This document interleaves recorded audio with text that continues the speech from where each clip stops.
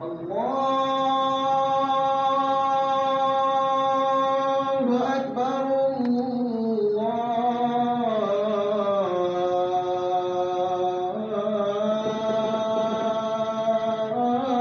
الله أكبر.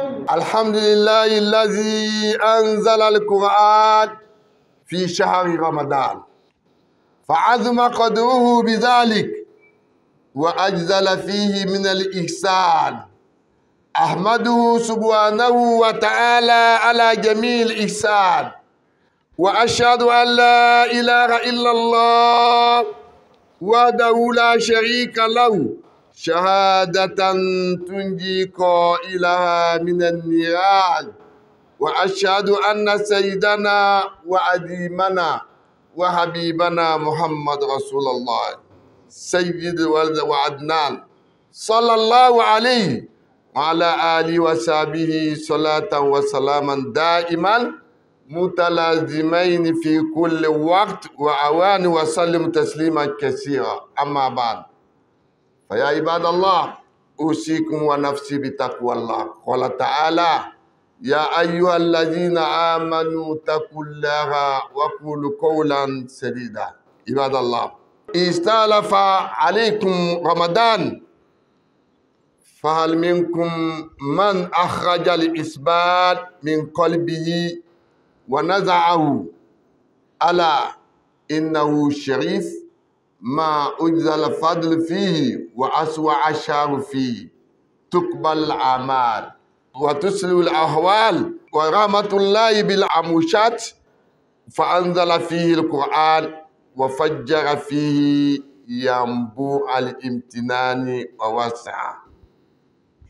فمن عمل صالحا رضي الله عنه وجعل الجنة مرجعه، ومن عمل سيئا سخط الله عليه وأورده نارا مشتعة.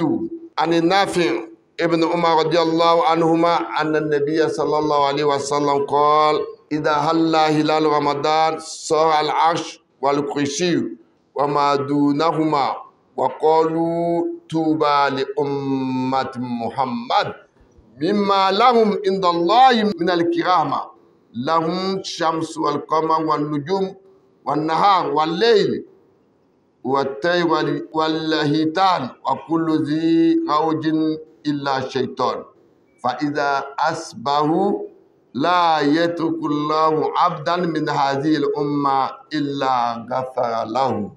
ويقول الله تعالى: يا ملائكة اجعل صومكم وتسبيحكم هذا الشهر لأمة محمد. صدق الله وصدق الرسول.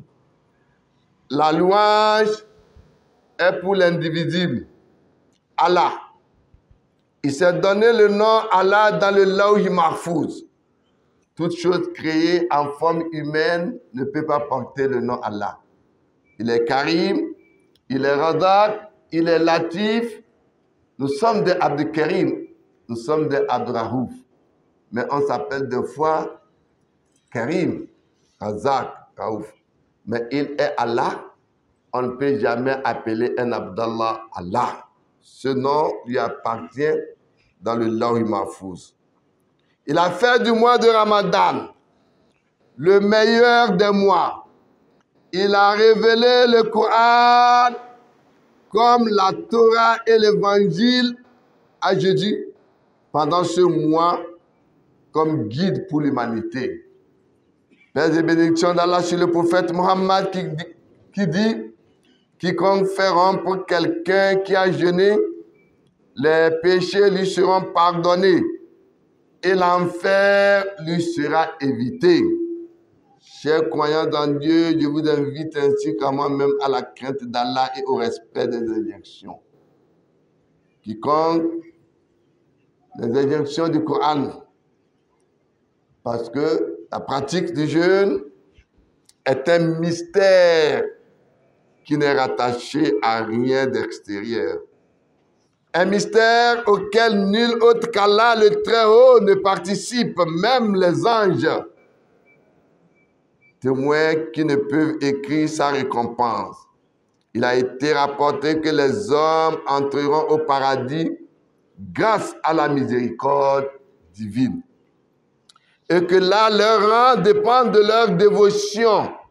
Et puisque la récompense du jeûne est infinie, celui qui recherche les plus hauts degrés du paradis devrait l'observer.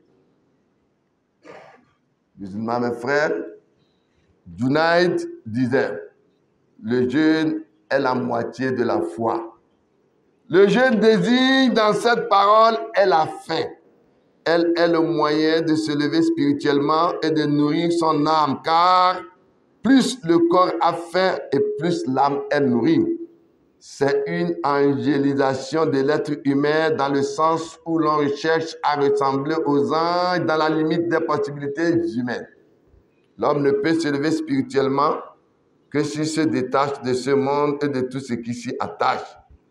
La dimension spirituelle de l'homme, l'âme Arou, a besoin de se nourrir par l'adoration et de s'épanouir en réduisant les effets de désir, de plaisir charnel. C'est le temps de la l'ascèse azul. Pour y parvenir, en empruntant le plus court chemin, le meilleur moyen est la fin du jeûne. C'est une épreuve pour laquelle le musulman montre son amour pour l'Éternel et que rien ne peut le détourner de lui. Allah, le magnifique, dit وَلَنَبْلُوَنَّكُمْ بِشَيْءٍ مِنَ الْخَوْفِ وَالْجُوعِ وَنَقْصٍ مِنَ الْأَمْوَالِ وَالْأَنفُسِ وَالثَّمَرَاتِ وَبَشِّرِ الصَّابِرِينَ. Très certainement, nous vous éprouverons pour un peu de peur, de faim et de diminution de biens, de personnes et de fruits.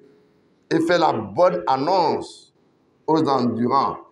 Ils ont mérité la bonne nouvelle quand ils ont enduré et patienté au moyen de ces épreuves, dont la faim fait partie. Le prophète de l'islam mangeait très peu et passait parfois des mois sans que le feu ne soit allumé dans sa maison. Le jeûne implique plusieurs obligations. Ne pas manger et s'abstenir des rapports sexuels illicites durant la journée, préserver sa vue de regard plein de désirs. Et pour lui, se préserver d'écouter la mécréance, le coufre ou la médisance, al-gaïb, tenir sa langue afin qu'elle ne profère pas de paroles interdites, vaines ou mauvaises, et garder son corps afin qu'il ne cherche pas à assouvir des désirs et à transgresser les ordres divins. Celui qui se comporte de cette manière observe véritablement son jeûne, car les effets immédiats du jeûne sont contenus dans la stricte observance de toutes ces règles. Sinon, il n'a pas raison d'être. Le prophète de l'islam nous dit, le jeûne est un bouclier contre l'enfer. Quand l'un de vous jeûne qui s'abstient de dire des obscénités et de lever la voix, quand quelqu'un l'insulte ou le provoque ou combat, qu'il se contente de dire « Inni sa'im » je suis en état de jeûne. Al-Ujiri disait « La faim aiguise l'intelligence et améliore l'esprit et la santé. Rendez vos ventres affamés et vos corps assoiffés et éprouvez pour que peut-être vos cœurs puissent contempler la grandeur d'Allah dans ce monde. » Imam Ghazali disait, sache que le jeûne est de 3 degrés. Le jeûne des communs des musulmans, le jeûne des élus et le jeûne de l'élite des élus d'Allah. Le jeûne des communs musulmans consiste à s'abstenir d'assouvir des instincts sexuels et de s'abstenir de manger et de boire. Mais le jeûne des élus d'Allah, le Très-Haut, consiste en plus des abstentions précédentes à préserver l'ouïe, la vue, la langue, les membres et tous les sens de tout ce qui est interdit. Simple regard peut entacher le jeûne. Le jeûne de l'élite des élites est le jeûne du cœur. Il consiste à le préserver de toute idée basse, de tout ce qui le détourne d'Allah le Très-Haut et de son rappel qui est le zikr. On a dit à Ahnaf ibn Qais, tu es vieux et le jeûne t'affaiblit. Il a répondu, je le fais pour un long voyage. Endurer l'adoration est moins dur que d'endurer son châtiment. Qu'Allah nous fasse miséricorde. Aqulu qawli hadha wa astaghfirullah li wa lakum. Implorons la miséricorde et le pardon d'Allah. Nous sommes arrivés au 10 du mois de Ramadan où le prophète de l'Islam nous dit awwaluhu rahma, awsatuhu maghfira. La première partie, c'est la miséricorde d'Allah. Implorons qu'Allah le Tout-Puissant nous fasse miséricorde et nous pardonne nos péchés. Alhamdulillah. Summa salatu wa salamu ala ashrafil mursalin. Sayyidina Muhammad. Allahumma ya Rabbana. Ij'al hadha shahr al-karim shahidan lana la alayna. فرج فيه قلوبنا واستر فيه عوراتنا وعمي فيه رواتنا وتقبل منا صيامنا وقيامنا وركوعنا وسجودنا وأشهد أن لا إله إلا الله تجلى على العباد في رمضان فينادي لمنادي من قبل الله يا باغي الخير أبشر ويا باغي الشر أقصر عباد الله رمضان 5 أحرف الراء والميم والضاد والألف والنون. الراء من رمضان هو الرحمة والميم مغفرة والضاد ضمان الجنة والألف أمانة من النار والنون النور من العزيز الغفار. وأشهد أن سيدنا وعظيمنا وحبيبنا محمد رسول الله كان إذا أقبل رمضان بشر شعبه بقدومه وكان يختفى به. Musulmans, mes frères, comment profiter pleinement de son jeûne? Préserver ses membres de tous les péchés. L'intention et la sincérité de jeûner pour Allah. Car en islam, on nous dit innamal a'mal. Les actions ne valent que par les intentions. Et chacun n'a pour lui que ce qu'il a réellement l'intention de faire. Donc, mettre l'intention exclusivement de jeûner pour Allah. Et non, pourquoi dira-t-on, ou pour peur de remarques d'autrui. Louange à Allah, c'est uniquement pour plaire à son Créateur que le croyant jeûne.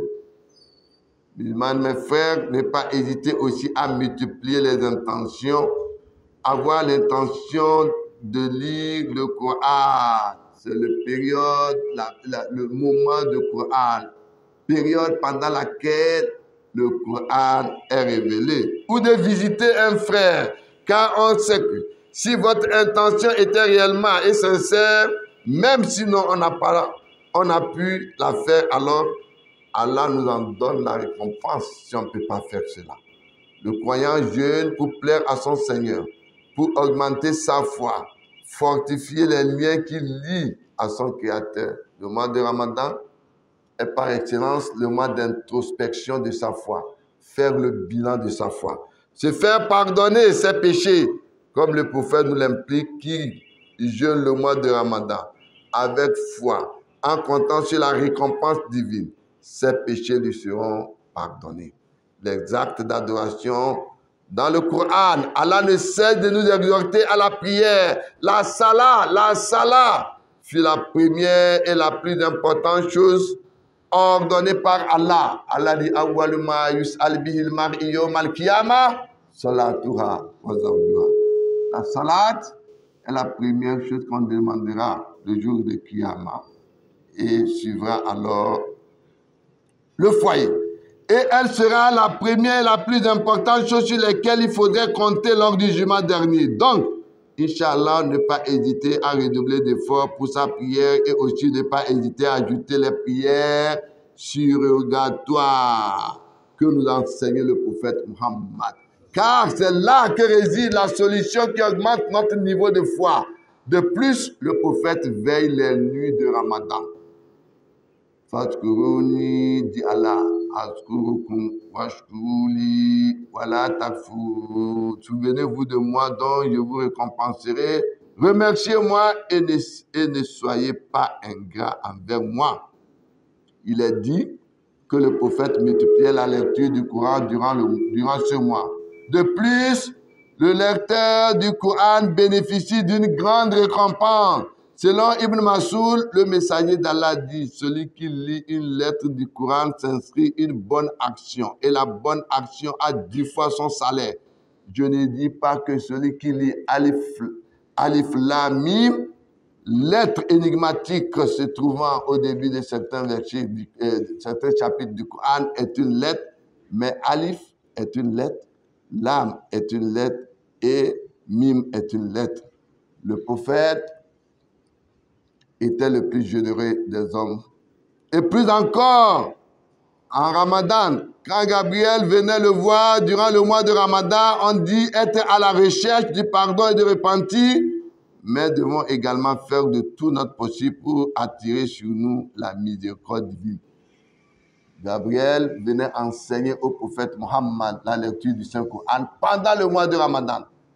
Un jour, dans les prières de Tarawih, il a été rapporté que le prophète était en train de prier la prière et il a commencé Bakara, Ali Imran, Surat Nisa. Il n'a même pas encore fait de Raka. Bilal est venu l'annoncer qu'il est temps pour le suhour.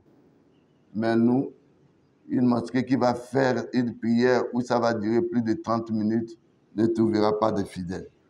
Donc, attirez sur nous la miséricorde de Dieu.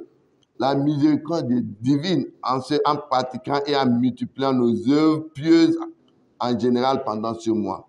Sans oublier, bien entendu, d'accorder une attention particulière à la protection de notre jeûne, de tout ce qui pourrait le souiller et diminuer de son mérite. Jeûner est également une bonne démonstration de l'unité musulmane dans la mesure où la Oumma jeûne et rompt son jeûne au même moment. Jeûner est une opportunité pour l'évocation d'Allah pendant ce mois. Beaucoup de gens se rendent à la masjid pour la première fois. Il y en a d'autres encore pour qui leur dernière visite remonte à pas mal de temps. Ils ont tous le cœur ouvert. Il ne faut pas retarder aussi le moment de l'iftar. Il ne faut pas attendre quand il est l'heure. Car le prophète nous dit, les gens de bien seront ceux qui ne repousseront pas le moment de l'iftar. Une histoire qui m'a marqué il y a de cela des années. Je rentrais en taxi. À l'heure, il y avait tellement l'embouteillage, je suis taillé plus. J'arrive au niveau de lycée, dans la voiture, dans le taxi où j'étais. Il était pratiquement l'heure de rompre le jeûne. J'étais avec une dame qui avait les bananes. Je lui dis, madame, je peux partager votre banane pour rompre mon jeûne, sans savoir que banane là, c'est rien pour moi. C'est parce que je n'avais pas eu en tête que ça devait m'arriver. Je pouvais maintenir mon jeûne jusqu'à chez moi. Je lui dis, madame, donne-moi du toi, tu jeûnes que tu ne savais pas qu'il fallait acheter. J'ai dit, subhanallah. Si elle savait qu'elle s'adressait à un imam. Mais Dieu faisant les choses, un autre taximan vient au feu rouge rester à côté de moi. Un autre taxi. Et lui, il jette la banane dans ma voiture parce qu'il me connaissait. Il rompait et il jette devant elle la banane. Les gens de bien seront ceux qui ne repousseront pas le moment de l'iftar. Évitons pendant le mois de Ramadan de passer plus de temps à s'occuper de la nourriture. On abandonne les adorations. C'est pourquoi le mois de Ramadan est devenu la période des indigestions, de l'embonpoint, des maladies gastrique. Les gens, ils mangent comme des gloutons et boivent comme des assoiffés. Et au moment d'aller prier, le tarawih, ce n'est pas sans dédain qui s'encouragent à se lever pour le faire. Certains vont même jusqu'à quitter le tarawih après avoir obtenu des rakats. Il faut être généreux dans le sens où il faut partager son savoir, donner de l'argent et user de son statut social, d'autorité ou encore de ses atouts physiques pour venir en aide aux autres. Musulmans, mes frères, nous ne serons terminés sans vous parler de quelques avantages du jeûne. Sur le plan spirituel, le jeûne exerce l'homme à l'endurance, fortifie sa volonté, enseigne l'autodiscipline, crée la crainte de Dieu. Allah dit là, avantages sociaux, habitue la communauté à l'organisation, à l'union, l'amour, la justice, l'égalité, préserve la méchanceté et la corruption. Comme avantage physique, le jeûne assainit les intestins, régénère l'estomac, débarrasse le corps du produit résiduel et soulage de l'embonpoint. Le prophète de l'islam nous dit, jeûnez, vous acquérez la santé. Le jeûne permet le remplacement des cellules défectueuses par l'action de dégraissement, ce qui permet à la machine humaine de prendre un repos après 11 mois de doux labeur. Ainsi, dans l'adoration de son Seigneur, l'homme purifie non seulement son âme, mais aussi son corps. Jeûner, c'est faire aussi un bilan de nos actions, de nos activités. Après 11 mois de vie mécanique, tout le système humain a besoin d'un repos, comme tout fonctionnaire a droit à 1 mois de repos après une année de travail. Le jeûne incombe à ceux qui jouissent de leur faculté mentale. Le prophète de l'islam nous dit, sont déchargés de toute responsabilité. Le fou, jusqu'à ce qu'il récupère sa raison. L'homme endormi jusqu'à ce qu'il se réveille. Et le jeûne jusqu'à la puberté. La femme ne doit pas jeûner en période de menstrues ou de lochi. Le prophète nous dit, n'est-ce pas, que la femme en état de menstrues n'accomplit ni prière, ni jeûne. Yas'alunaka anil mahid, kul huwa adha, fa'tazilun nisaa fil mahid. ولا تقربوهن حتى يطهرن فإذا تطهرن فآتوهن من حيث أمركم الله إن الله يحب التوابين ويحب المتطهرين. La femme en période de règles est en état d'impureté, elle n'a pas le droit à la protection, elle n'a pas le droit de prier, elle n'a pas le droit de faire tawaf, etc. Mais elle va rembourser les jours comptés du jeûne, mais la prière, ça fait cadeau. Jeûne en voyage, il est permis aux musulmans en voyage parcourant une distance permettant le raccourcissement de la prière, 80 km, de rompre le jeûne et le remettre à plus tard. Allah dit, faman shahida minkum shahr falyasum wa man kana minkum maridan aw ala safarin fa iddatu min ayyamin. Celui d'entre vous qui se trouve malade ou en voyage jeûnera plus tard un nombre égal de jours. Si le voyageur peut soutenir le jeûne sans trop de peine, comme le cas de nos jours, il est plus avantageux de jeûner. Si cela le fatigue, il vaut mieux le rompre. Du vivant du prophète Mohammed, Saïd disait, quand nous partons en guerre sainte, quelques-uns d'entre nous jeûnaient, mais nous ne nous critiquons pas. Celui qui se sentait capable de jeûner trouvait plus avantageux de faire. Celui qui en était incapable estimait plus solitaire de rompre le jeûne. En cas de maladie, si l'on espère la guérison, on l'attend pour accomplir les jours manqués. Autrement, on fait l'aumône pour chaque jour manqué à raison d'un demi-litre de blé, c'est-à-dire l'équivalent de nourriture. Ayyama ma'adudat, dit le Coran. وَمَنْ كَانَ مِنْكُمْ مَرِيضًا أَوْ عَلَى سَفَرٍ فَعِدَّةٌ مِنْ أَيَّامٍ وَعَلَى الَّذِينَ يُطِيقُونَهُ فِدْيَةُ طَعَامٍ مِسْكِينٍ فَمَنْ تَطَوَّعَ خَيْرًا فهو خير له وأن تصوموا خير لكم إن كنتم تعلمون. Allah dit, mais si vous jeûnez, cela est mieux pour vous. Donc, le vieillard est autorisé aussi à renoncer au jeûne en cas de difficulté, moyennant une nourriture aux pauvres sans plus d'obligation. Musulmans, mes frères, ne gaspillons pas notre temps. Les jeûnes pendant Ramadan doivent cerner leur attention, savoir faire la gestion des outils des djinns que Dieu nous a donnés aujourd'hui, tous nos systèmes de satellites de communication, nos téléphones, nos WhatsApp, ne perdons pas du temps sur ça. Approchons-nous de l'apprentissage du Coran, qu'Allah nous fasse bénir le mois de Ramadan. Profitons de l'occasion pour remercier le monde musulman. Cette année, depuis que je suis né, a été la première année où il n'y a pas eu de divergence sur le début, du début et de la fin du Ramadan. Inch'Allah, pour la fin aussi du Ramadan, j'espère que ça ira comme ça. Vous savez, le monde, l'islam n'est pas contre la science. Allah même dit, وَيَرَى الَّذِينَ أُوتُوا الْعِلْمَ الَّذِي أُنزِلَ إِلَيْكَ مِنْ رَبِّكَ هُوَ الْحَقُّ وَيَهْدِي إِلَى صِرَاطِ الْعَزِيزِ الْحَمِيدِ. C'est à qui Allah a donné la science. La science, la vraie science, technologique. Vous voyez des gens comme les Maurice Bucaille qui ont voulu critiquer l'islam, ils s'approchent, ils trouvent que c'est vraiment la religion de Dieu. Armstrong qui est parti pour la première fois dans la Lune, il entend en Égypte, Hayya la Salah. Il dit, mais ce bruit-là, j'entendais au ciel. On lui dit, oui, c'est l'heure de la prière qui est sonnée. Et qu'il disait qu'il va aller utiliser ce bruit. Donc, tous ces gens-là sauront que la vérité est le Coran et l'islam. Les sciences nous disent, au temps du prophète, il n'y avait pas encore les sciences. La science existe, mais ce n'était pas connu, il faut expliquer ainsi. On nous dit, la lune qui va apparaître le mardi à 17h30 et 29 secondes ne sera pas visible. On ne peut voir qu'à minuit 5. Il y a place Genève, c'est la science qui le dit. Mais des gens qui n'ont aucune notion de cette science, souvent gagnent. Quand on vous dit que la lune va apparaître, ils ne veulent même pas comprendre. Et les gens ont cherché, effectivement, tout le monde a dit qu'il n'a pas vu la lune. Et comme on n'a pas vu, donc le lendemain, c'est un jour de jeûne. Qu'Allah fasse que la communauté puisse continuer dans ce qui nous unit que ce qui nous divise. Qu'Allah nous facilite le mois de Ramadan. Et qu'Allah nous fasse miséricorde. Kumu ila salatikum.